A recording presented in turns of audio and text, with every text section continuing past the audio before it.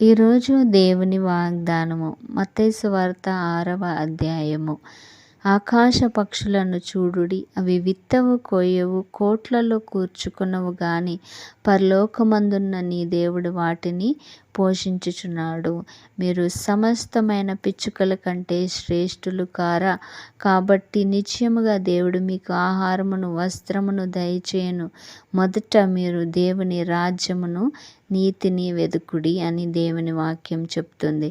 ఆకాశ పక్షులను చూడండి, అవి ఏమీ కష్టపడవు, కానీ ప్రతి దినము దేవుడు వాటిని పోషిస్తూ ఉన్నాడు. వాటికంటే మీరు చాలా గొప్పవారు, కాబట్టి రోజు చింతపడనవసరము లేదు. మరి రేపటిని గురించి మనము చింతపడకూడదు. రేపు ఏం జరుగుతుందో మనకి తెలియదు. కాబట్టి ఈరోజు దేవుడిచ్చిన కృపను బట్టి సంతోషిస్తూ ఆనందించి మరి దేవుని రాజ్యమును వెతికినప్పుడు సమస్తము సమకూడి మేలు కొరకే జరుగుతుంది. ఆమేన్.